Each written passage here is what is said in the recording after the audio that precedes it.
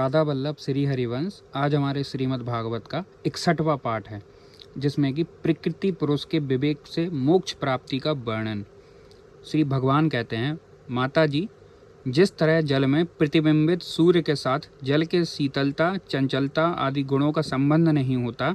उसी प्रकार प्रकृति के कार्य शरीर में स्थित होने पर भी आत्मा वास्तव में उसके सुख दुख आदि धर्मों से लिप्त नहीं होता, क्योंकि वह स्वभाव से निर्विकार, अकर्ता और निर्गुण है। किंतु जब वही प्राकृत गुणों से अपना संबंध स्थापित कर लेता है, तब अहंकार से मोहित होकर मैं करता हूँ ऐसा मानने लगता है। उस अभिमान के कारण वह देह के संसर्ग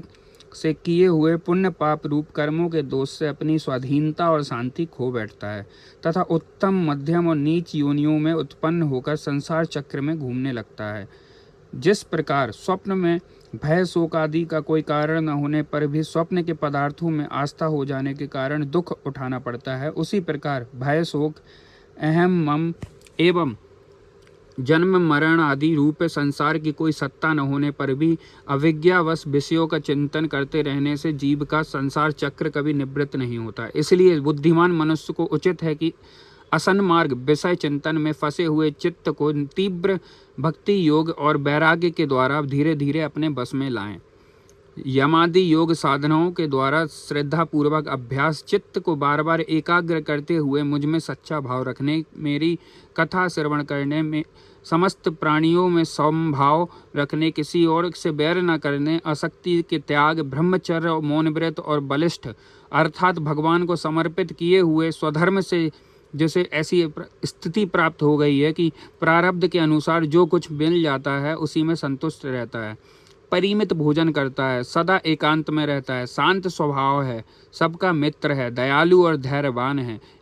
प्रकृति और पुरुष के वास्तविक स्वरूप के अनुभव से प्राप्त हुए तत्व ज्ञान के कारण स्त्री पुत्र आदि संबंधियों के सहित इस देह में मैं मेरेपन का मिथ्या अभिनिवेश नहीं करता, बुद्धि की जागृदादि अवस्थाओं से भी अलग हो गया है तथा परमात्मा के सिवा और कोई वस्तु नहीं देखता। वह आत्मदर्शी मुनि नेत्रों से सूर्य को देखने की भांति अपने शुद्ध अंतःकरण द्वारा परमात्मा का साक्षात्कार कर उस अद्वितीय ब्रह्म पद को प्राप्त हो जाता है, जो देहादि संपूर्ण उपाधियों से पृथक अहंकार आदि मिथ्या वस्तुओं से तत्व रूप से भासने वाला, जगत कारण भूता प्रकृति का अधिष्ठान, महदादि कार्य वर्ग का प्रकाशक और कार्य कारण रूप संपूर्ण पदार्थों में व्याप्त है।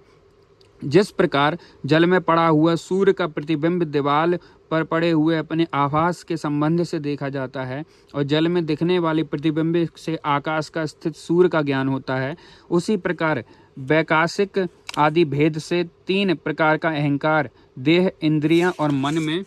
स्थित अपने प्रतिबिंब से लक्षित होता है और फिर सत परमात्मा के प्रतिबिंब युक्त उस अहंकार के द्वारा सत्य ज्ञान स्वरूप परमात्मा का दर्शन होता है, जो सुषुप्ति के समय निद्रा से शब्दादि भूत सूक्ष्म इंद्रियों और मन बुद्धि आदि के अव्याकृत में लीन हो जाने पर स्वयं जागता रहता है और सर्वथा अहंकार शून्य है। जागृत अवस्था में यह आत्मा भूत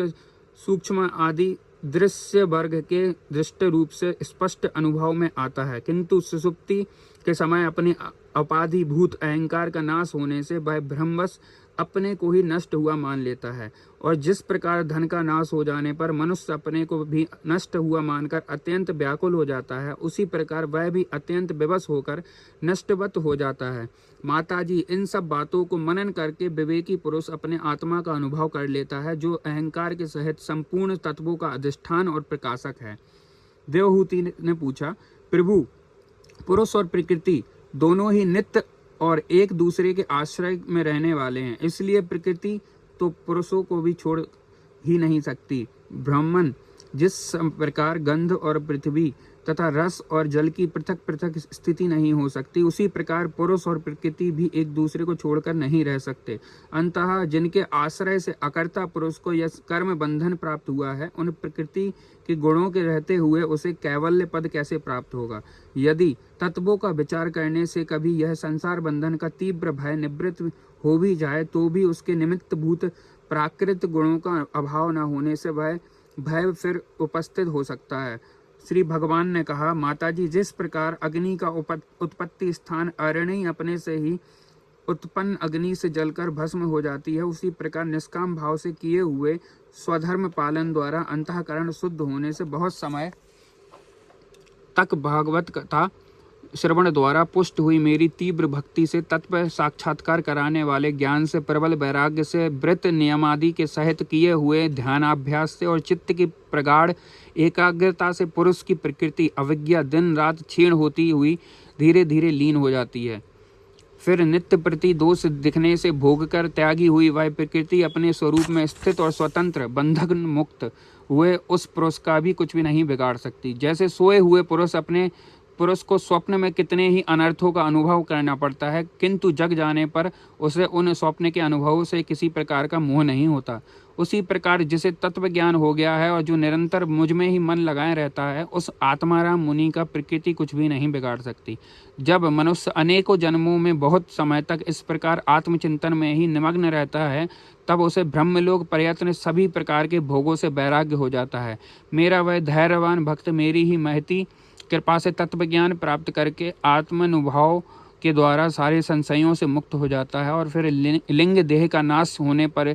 एकमात्र मेरे ही आश्रित अपने स्वरूप भूत कैवल्य संज्ञक मंगलमय पद को सहज में ही प्राप्त कर लेता है, जहाँ पहुँचने पर योगी फिर लौटकर नहीं आता। माताजी, यदि योगी का चित्त योग साधन से बड़ी हुई माया अड़ीमादी सिद्धियों से